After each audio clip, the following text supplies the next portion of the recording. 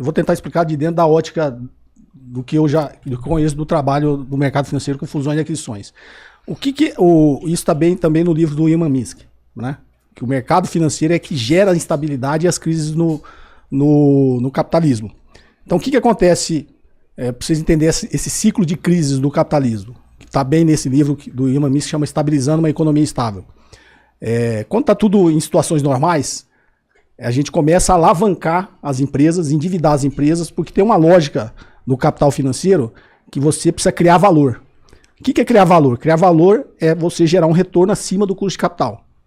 Então existe um custo de capital próprio, que é você colocar o dinheiro seu, do bolso, e aí tem uma conta que a gente faz lá, que é bastante técnica, e fala, ó, o custo do meu capital próprio é 20%.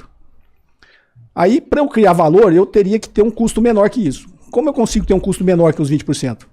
Injetando capital terceiros, que em teoria o capital terceiro é mais barato por uma série de razões. Estabilidade no fluxo de caixa, benefício fiscal e risco, né? O credor tem menos risco que o sócio, porque as dívidas são feitas via contrato, né? Você tem uma garantia de recebimento, obviamente desconsiderada inadimplência. Então, nessa estrutura de capital, vale a pena as empresas se alavancarem, se endividarem. Porque quando ela se endivida, quando você faz a conta de novo, o custo médio ponderado de capital cai. Então, se capital próprio era 20, cai para 15, começam a criar mais valor. Então, as empresas têm um incentivo para se alavancar, para gerar um retorno maior para o acionista, para o capitalista aí no caso. Tá?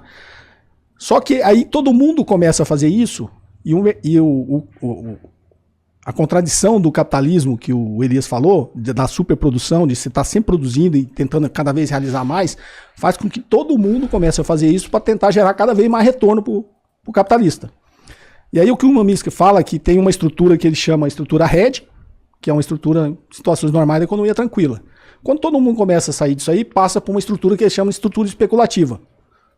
Agora todo mundo já está ali no limiar do endividamento, que é a estrutura ótima de capital. Se eu me endividar um pouquinho mais aqui, vou melhorar o retorno do acionista, só que o meu risco financeiro começa a aumentar. Só que todo mundo continua fazendo. Por quê? Porque o capitalismo financeiro tem interesse em alavancar as empresas, porque ele quer botar o capital financeiro para trabalhar, gerar retorno. Precisa disso.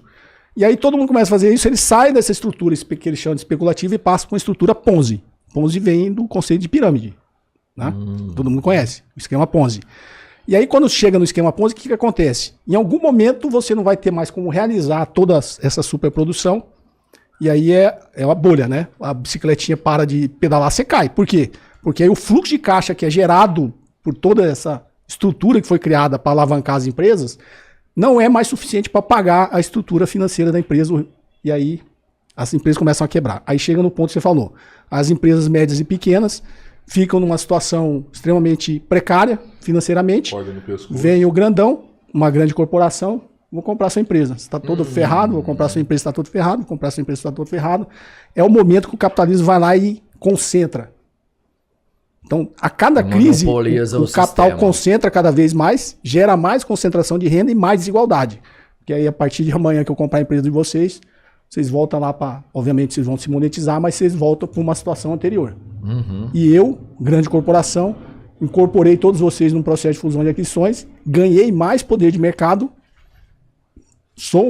agora eu sou cada vez mais fazendo parte do grande capital e detonei a estrutura de concorrência na economia. Eu falo, nenhum empresário gosta de concorrência, só no livro. Nenhum empresário gosta de concorrência. Todo mundo, se pudesse, seria monopolista. Claro. Então isso que está no livro deles, que aí você já passou para o nosso lado, você não sabe ainda. Calma aí. O que está no livro deles é justamente isso. Quem faz isso na China? É o Estado que faz isso. Ele vem como agente salvador, né? Não como um... Ele vem com a grande vantagem é que o sistema financeiro lá é estatal. É equilibrador de situações, né? Não, ele mantém o sistema funcionando. O Estado é o seguinte, ele é o produtor. Porque a base material da economia chinesa, o núcleo dela, vamos dizer assim, não a base material toda, são basicamente o setor público da economia, Sim. que inclui esses 96 grandes conglomerados empresariais estatais. E ao lado disso, o sistema financeiro, que também é público, não é privado. Aí, mano, ou seja, vejo uma diferença. Então, existe o que ocorre na China, algo que se chama na literatura de repressão financeira, ou seja, é impossível a China entrar numa estrutura de acumulação baseada na especulação. Não estou falando que não há especulação. Existe especulação imobiliária, de terra, existe isso na China, existem essas contradições na China, né?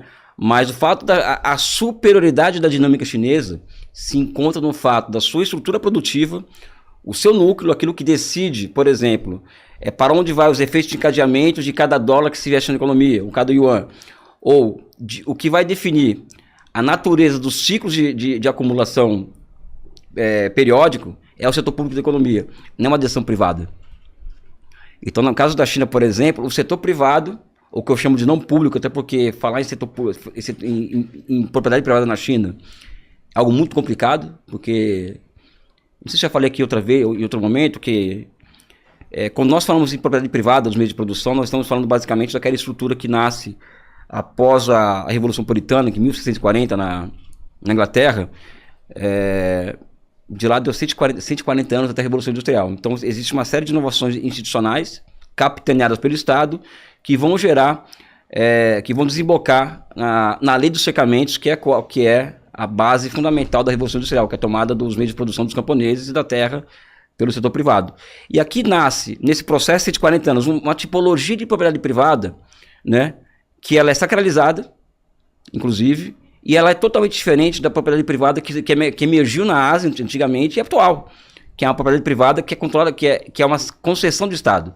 Então, na China, dado o fato da propriedade privada ser uma concessão do Estado e o setor privado da economia chinesa ser dependente do crédito estatal e dos efeitos de cadeamento do setor público, é muito complicado falar em propriedade privada na China hoje. Eu prefiro chamar de setor não público da economia.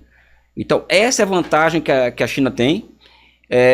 Isso evita crise de superprodução, evita uma série de contradições, e os americanos sabem disso. A Hillary Clinton, por exemplo, já comentei em outro momento, que ela um dia comentou o seguinte: olha, é impossível você concorrer com uma economia centralmente planificada como a chinesa, é impossível. A não ser que nós façamos o mesmo aqui nos Estados Unidos, que é estatizar os meios de produção. Então a vantagem chinesa é basicamente essa.